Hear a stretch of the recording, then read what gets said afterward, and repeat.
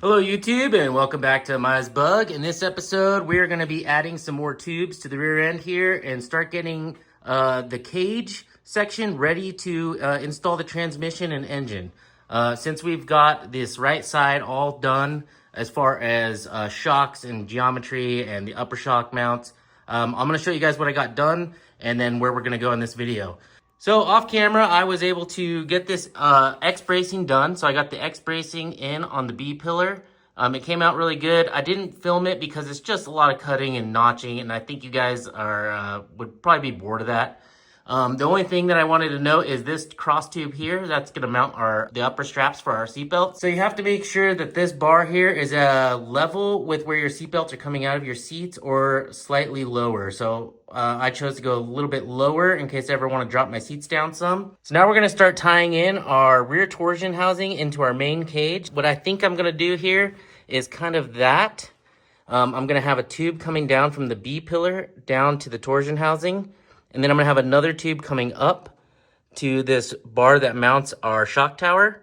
And this is kind of going to be like our structural node here. So this is also going to have a bar that comes down for our door bars. And this bar running over the top, this is going to come through this bar and come out that hole. And that's going to be the top section of our engine cage. So I think this is going to work out well. And I just want to start cutting some tubes and fitting them in here and see how everything goes. I definitely wanted to have my shocks installed so that way I can make sure that at full bump, this tube is going to clear the lower A-arm or the lower trailing arm. And also any tubing that I add in here is going to clear my shocks with plenty of clearance. So right now it's not looking like I have any problem, but let's just get started and see how it goes.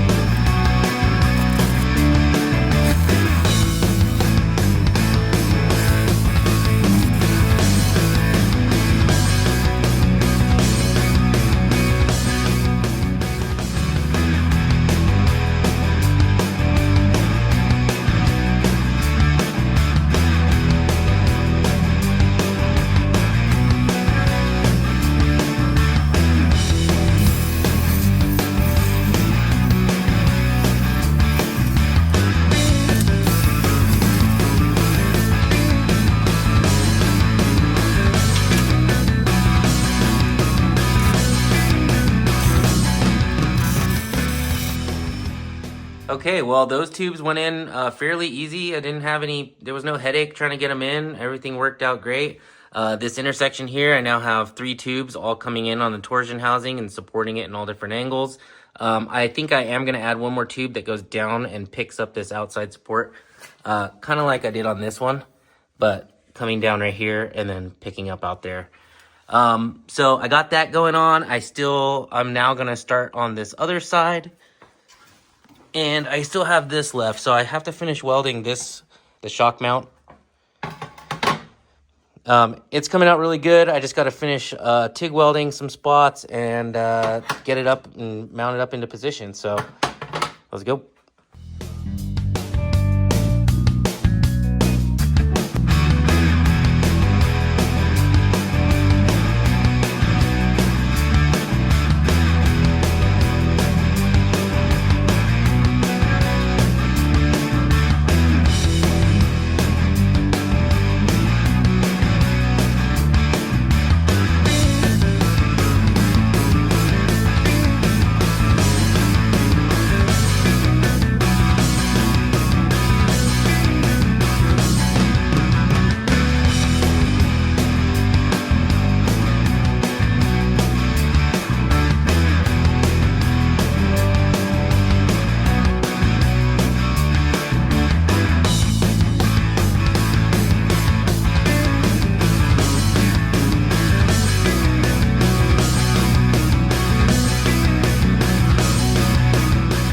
Alright, sorry the welder's running, it's a little bit loud, but I just wanted to give a quick tip on TIG welding. I was burning these in, and as I was going around this one, I hit some contamination right here. Multiple times I've tried to just run over it again, and it will, not with this one, but in my experience, when I try to run over it again, I can't get that to flow. It just keeps, the porosity just keeps bubbling, and so what I've learned is I just come in with a grinder and I just completely take this section out and start over. It's the only way I've been able to solve these whenever I get them with some kind of contamination. I don't know if I got some oxygen there, or I don't know if I had my stick out a little too far and some oxygen or contamination came through. And but yeah, I'll just grind that off and start over in that little section, and I'll be good to go. Everything else looking good. We'll be able to throw this onto the car soon.